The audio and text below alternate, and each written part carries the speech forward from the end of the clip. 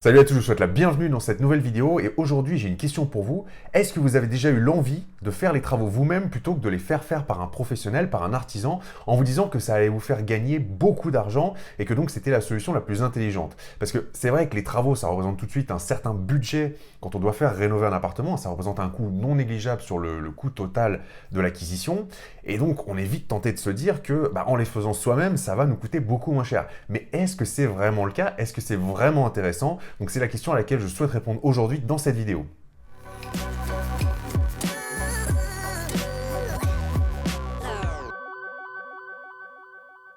Alors avant qu'on réponde à cette question aujourd'hui, je vous rappelle que si vous voulez en savoir plus sur la location meublée et sur sa fiscalité qui vous permet de ne pas payer d'impôts sur vos revenus locatifs, vous pouvez télécharger librement et gratuitement mon livre « Comment louer plus cher et payer moins d'impôts avec le meublé ». Je vous mets le lien pour télécharger l'e-book gratuitement juste sous cette vidéo.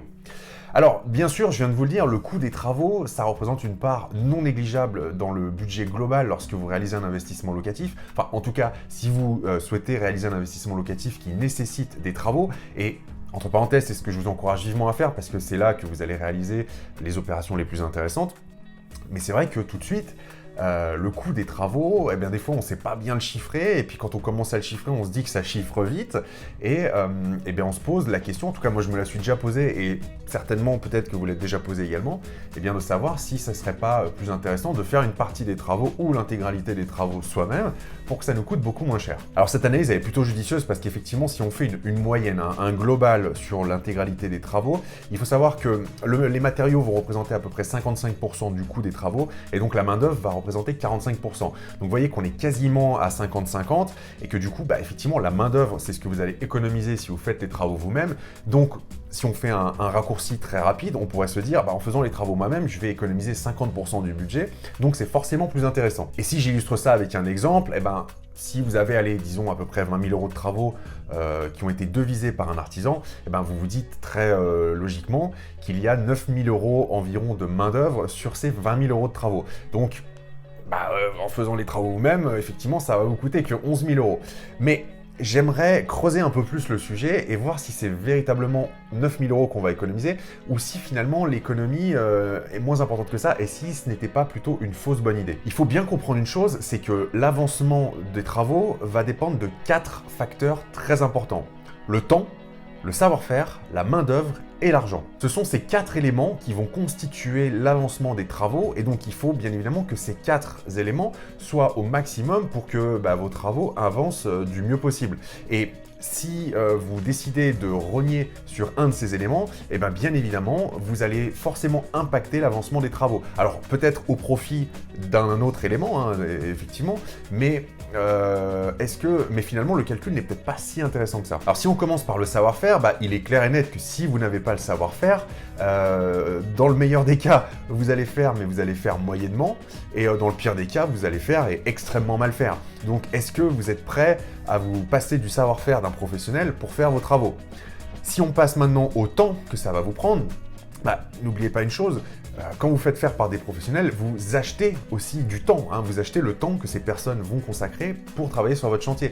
Si vous êtes tout seul, vous allez forcément mettre beaucoup plus de temps parce que vous allez devoir tout faire vous-même. Même si, admettons que vous ayez le savoir-faire, que vous sachiez faire les choses correctement, si vous êtes tout seul, vous ne pourrez pas faire 2 choses en même temps. Donc c'est vous qui allez devoir poser votre carrelage, c'est vous qui allez devoir peut-être monter une cloison, c'est vous qui allez devoir faire de l'enduit, poncer les murs, faire de la peinture, c'est vous qui allez monter la cuisine, qui allez monter la salle de bain, qui allez faire l'électricité, c'est vous qui allez tout faire. Donc forcément, les choses vont avancer l'une après l'autre. Alors que si vous faites appel à des artisans, déjà dont c'est le métier, qui ont les outils et qui ont le temps, forcément, ces gars-là, ils vont arriver certainement à plusieurs sur le chantier, et donc ils vont pouvoir avancer en parallèle, chacun sur leur spécialité. Donc forcément, vous allez gagner du temps par rapport au fait de le faire vous-même. Si on parle de la composante de l'argent, il est clair que si vous n'avez pas d'argent, vous n'allez pas le sortir de votre chapeau. Vous n'allez pas pouvoir payer de la main-d'œuvre, payer du savoir-faire et donc gagner du temps si vous n'avez pas l'argent. Donc, si vous n'avez pas l'argent ou pas suffisamment d'argent, ça peut être une bonne raison pour faire vous-même. Ça, je ne dis pas le contraire, hein. Des fois, on n'a pas forcément le choix. Si on veut mener à bien un investissement et qu'on est un peu limite sur le budget, eh ben, il y a des choses sur lesquelles on se dit, je vais les faire moi-même. Alors peut-être que ce ne sera pas parfait, peut-être que ça prendra un peu plus de temps, mais dans l'absolu, si je veux mener à bien ce projet d'investissement, j'ai pas trop le choix. Et là, effectivement, on peut comprendre le fait de vouloir faire les travaux soi-même. Et concernant la main-d'œuvre, eh ben, soit vous êtes tout seul pour faire les choses, soit vous avez des amis, des connaissances qui peuvent vous aider à faire les choses et donc à aller plus vite. Mais là, encore une fois, l'argent vous permet d'acheter à la fois le temps des autres, à la fois le savoir-faire et à la fois la main-d'œuvre. Donc finalement, d'aller beaucoup plus vite sur l'avancée de vos travaux. Alors moi, le calcul que je vous propose de faire aujourd'hui, c'est finalement de raisonner un petit peu en manque à gagner. Un appartement, si on prend un appartement standard, un T2 de 40-45 mètres carrés, il faut compter entre 1 mois et demi et 2 mois de travaux si vous refaites l'appartement en intégralité. Mais ça, c'est si vous le faites faire par des professionnels. Bon, maintenant posez-vous la question suivante, si vous faites tout vous-même, combien de temps ça va vous prendre ? Est-ce que vous allez y passer beaucoup plus de temps ? Est-ce que ça va vous prendre 3 mois, 4 mois, 5 mois ? Alors vous allez me dire, ça dépend si vous pouvez y consacrer toutes vos journées ou si vous pouvez n'y consacrer que le soir et les week-ends. Alors je vais faire une parenthèse là-dessus. Il n'y a que 2 cas de figure qui pour moi justifient le fait de faire les travaux soi-même. Un, c'est vous n'avez pas l'argent pour les faire faire. Bon, là la question ne se pose pas, il faut avancer quand même, donc on y va.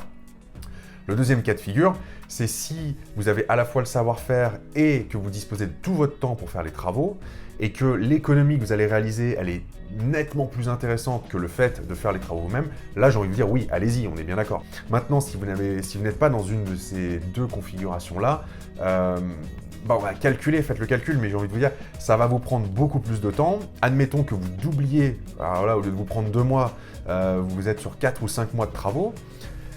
Quel est le manque à gagner ? Parce que c'est 4 ou 5 mois pendant lesquels vous n'allez pas louer votre appartement. Faites le ratio. Si vous faites vous-même, mais que ça vous fait économiser 10 000 € et que finalement le fait de passer 3 mois de plus à faire les travaux, ça vous fait perdre que, je ne sais pas, 2 000 € de loyer, bon bah 10 000 € d'économiser moins 2 000 € de loyer que vous n'allez pas rentrer, ça fait une économie de 8 000 €. Donc c'est encore intéressant.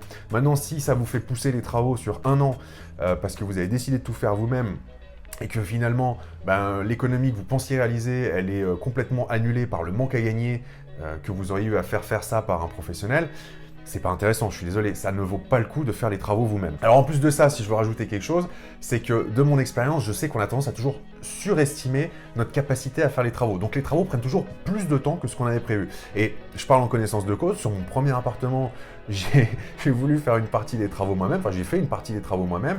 J'avais pris, en plus je me souviens, j'habitais à 600 km de l'investissement. J'avais pris une semaine de vacances en me disant ce sera assez pour décoller le papier peint, pour faire de l'enduit, pour poncer, pour passer mes couches de peinture, et puis pour repeindre la cuisine entièrement parce que je voulais pas la changer mais je voulais juste la customiser.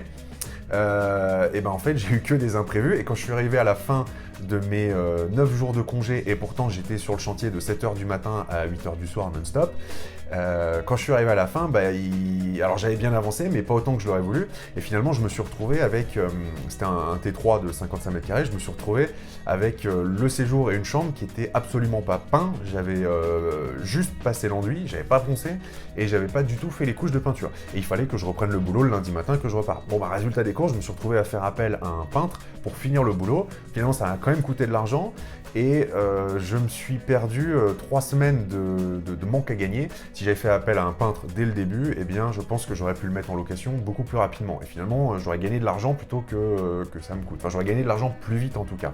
Alors ce qui est bien, c'est qu'effectivement, mettre la main à la pâte, ça m'a permis de voir un peu comment ça fonctionnait, de voir un peu les contraintes et de me dire surtout, je ne veux plus jamais le faire. Maintenant, je fais faire par des pros. Surtout qu'en plus, quand on le fait nous-mêmes, on n'a jamais les bons outils. Il manque toujours quelque chose. Il faut courir au magasin de bricolage parce qu'on a oublié d'acheter quelque chose d'important. Et puis, des fois, on a peut-être la flemme et du coup, on fait mal. Enfin, très sincèrement, d'expérience, il vaut mieux confier ça à des pros et se focaliser sur ce qu'on sait faire.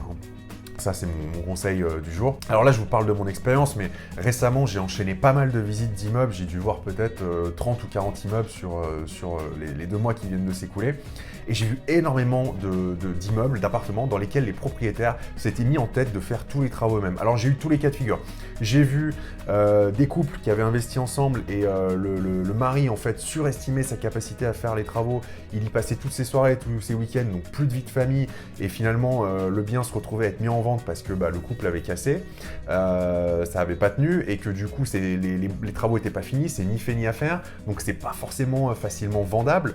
En plus de ça, quand c'est fait, fait, en général, c'est mal fait. C'est ni fait ni à faire, mais même dans la qualité des travaux qui sont faits, c'est pas du tout vendeur. Et j'ai visité d'autres appartements, d'autres immeubles, où là les travaux étaient finis, mais pareil, c'est un particulier qui a tout fait lui-même, et le problème de ça, c'est qu'il fait d'une certaine façon en estimant que c'est correct, mais quand on le regarde avec un œil plutôt d'investisseur aguerri, je dirais, et qui veut amener de la valeur pour ses locataires, c'est encore une fois, c'est ni fait ni à faire. Et j'ai visité récemment un immeuble dans lequel le propriétaire était un vieux monsieur fatigué, qui alors était fier d'avoir tout fait lui-même, et on va pas lui enlever ça, hein, c'est pas du tout l'idée, mais finalement il disait, voilà, ça fait 30 ans que je suis propriétaire de cet immeuble, ça fait 30 ans que je fais que de faire des travaux dedans, il m'a montré des pièces qui n'étaient pas encore finies d'aménager, des appartements qui étaient encore en chantier, pour lesquels il me disait, j'ai pas eu le temps et j'ai plus la force de faire ça.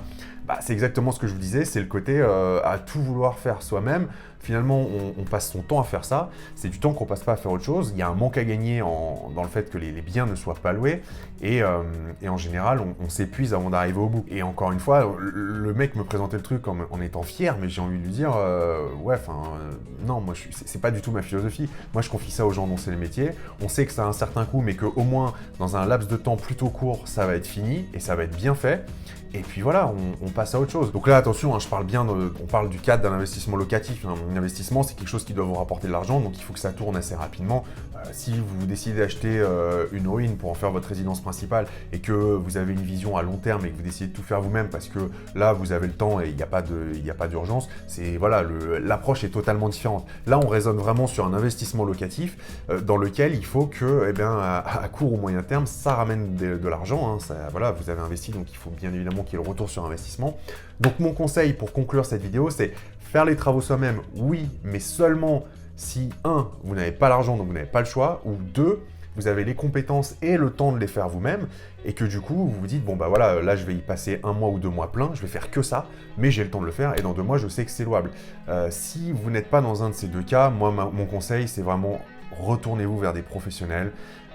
Déjà, ça va vous soulager d'un poids. C'est eux qui vont faire le truc, ils connaissent leur métier. Alors, sous réserve qu'on tombe sur des bons artisans, on est bien d'accord. Et puis de toute façon, le principe de faire des travaux, c'est d'acheter un bien bien en dessous de sa valeur réelle parce que justement, il faut faire des travaux. Et donc, en incluant les travaux, il faut dans le pire des cas que ça vous revienne au prix moyen du marché et dans le meilleur des cas que ça vous revienne moins cher que le prix du marché. Parce qu'en acceptant d'acheter un bien avec travaux, bah, vous voulez aussi acheter une forme de rémunération supplémentaire qui va se traduire par une meilleure rentabilité. Voilà, c'est ce que je voulais partager avec vous aujourd'hui parce que c'est une question qui revient souvent. N'hésitez pas à me dire dans les commentaires sous la vidéo si vous êtes plutôt du genre à faire vous-même les travaux ou à faire. Et si vous avez déjà fait vous-même les travaux, est-ce que ça s'est plutôt bien passé, conforme à ce que vous en attendiez? Ou est-ce que au contraire, vous vous êtes rendu compte qu'une fois oui, mais pas deux? Parce que je connais beaucoup d'investisseurs qui sont dans le même cas de figure. N'hésitez pas non plus à cliquer sur le bouton s'abonner qui s'est affiché à l'écran pour être informé en temps réel de la publication d'absolument toutes mes prochaines vidéos sur l'investissement locatif. Et quant à moi, je vous dis merci de m'avoir regardé et à très vite pour une prochaine. Salut!